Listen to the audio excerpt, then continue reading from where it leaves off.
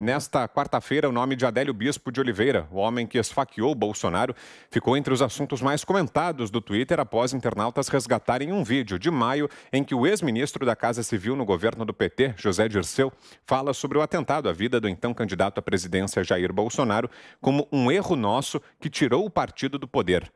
A declaração foi dada por Dirceu em entrevista ao canal do YouTube Tutameia TV no dia 11 de maio deste ano. Vamos assistir. Nós não vamos disputar a eleição só contra o bolsonarismo. Agora, a adesão ao bolsonarismo, certo, foi para nos tirar do poder, porque nós íamos ganhar a eleição de 18.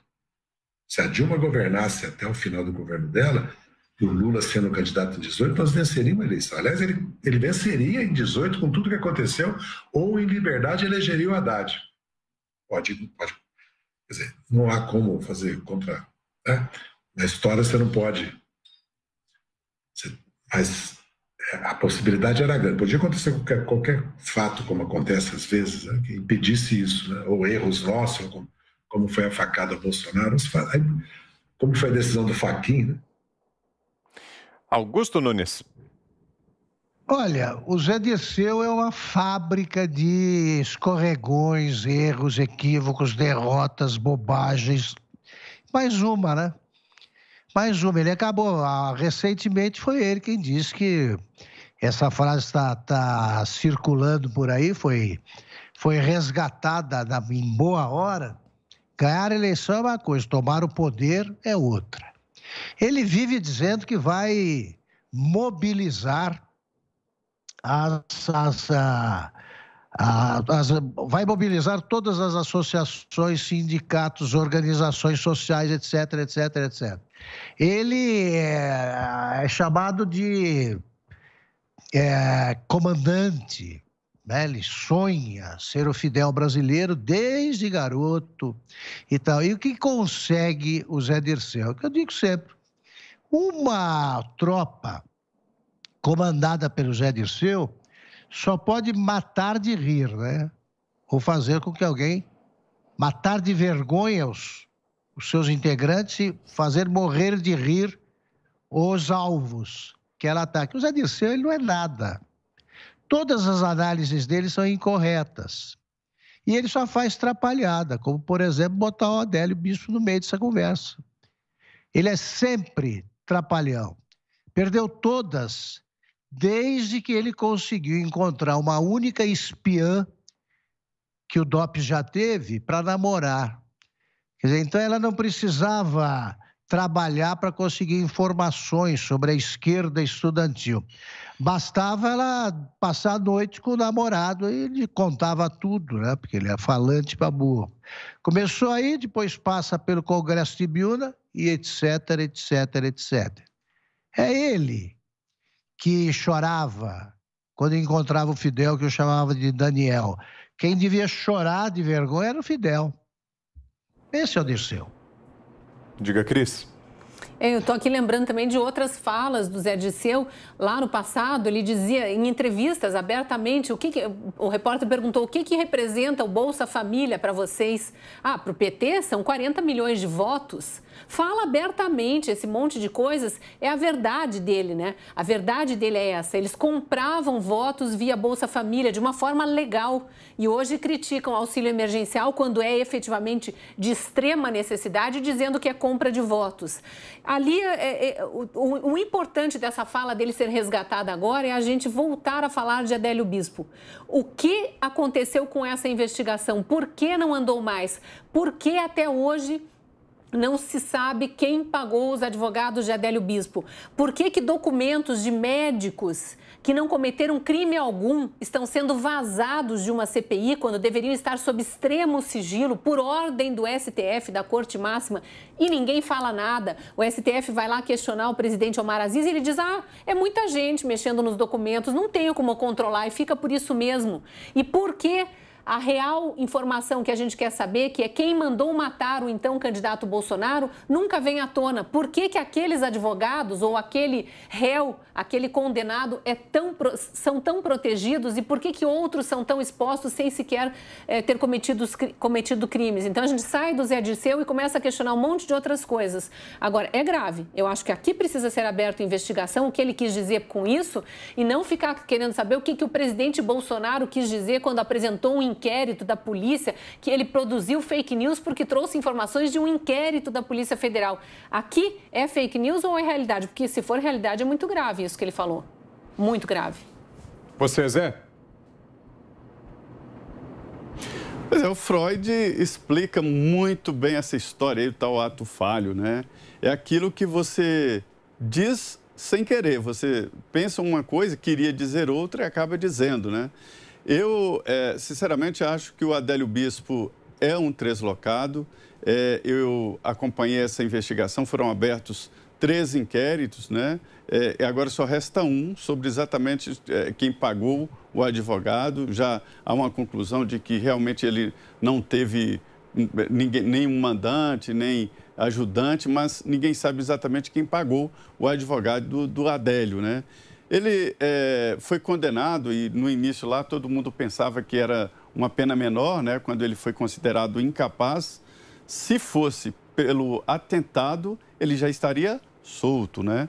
Mas ele não está solto e não será solto exatamente por esta incapacidade. Até hoje ele tem delírios e diz que tem uma missão, que é matar não sei quem, inclusive o ex-presidente Temer e maçonaria, ele faz uma confusão muito louca ali na cabeça. Agora, é impressionante como José Dirceu e outros fazem política de uma maneira nervosa, raivosa, e o tal fim justificam os meios. Essa fala aí mostra claramente, o Freud explica tudo isso, esse gestual, esse jeito de falar, que para ganhar uma eleição, mata-se e pisa no pescoço da mãe. Não tem limite. É a história dos fins justificam os meios. Isso não pode continuar. Olha, Cristina, eu acho o seguinte, que os cúmplices do Adélio existem. São os que espalham por aí que o Bolsonaro é homofóbico, que o Bolsonaro é genocida, e isso produz na cabeça dessas pessoas fracas, né, esse conceito dele de que é fascista e não sei o quê, e acaba criando, alimentando o nascimento desses monstros. Então, quem publica esse tipo de coisa é cúmplice, porque leva translocado a tomar decisões assim. E o Zé Dirceu mostra claramente como é a política do PT. Pisa no pescoço da mãe e faz tudo, absolutamente tudo, sem limites, para ganhar a eleição. Você, Ana? Olha, tudo muito bem dito já aí pelos meus colegas. É só levantar mais uma vez aqui a frase dita aí pelo José Dirceu, né? Em alto e bom tom: vamos tomar o poder, que é diferente de ganhar a eleição. Alguém no Brasil tem alguma dúvida que isso está em curso, que isso está acontecendo diante dos nossos olhos e com muita colaboração dos nossos iluministros aí do Supremo Tribunal Federal, do TSE, de parlamentares dentro das casas legislativas que abençoam as inconstitucionalidades aí proclamadas pela Corte, que deveria salvaguardar a nossa Constituição? Alguém tem alguma dúvida que assim que o Supremo Tribunal Federal liberou Lula, tirou Lula da cadeia e fez todo esse rebuliço nada republicano nos processos dele, alguém tem dúvida de que isso aqui entrou em curso? Vamos tomar o poder, que é diferente de ganhar a eleição. Por isso que não tem, voltando ao início do nosso programa, a fala ali do presidente do Senado, Rodrigo Pacheco, né? Não, nós temos que conversar, nós temos que isso, que aquilo. Olha, o brasileiro não quer mais conversar, o brasileiro quer cobrar as ferramentas constitucionais que possam eliminar essas ervas daninhas que tem numa corte muito importante e que tem que ser respeitada. Eu acho que é até um dever cívico nosso a gente continuar seguindo esse caminho de um impeachment dos ministros do Supremo Tribunal Federal, até para proteger a nossa Suprema Corte, que anda em total descrédito. O brasileiro não acredita mais na nossa Suprema Corte, né?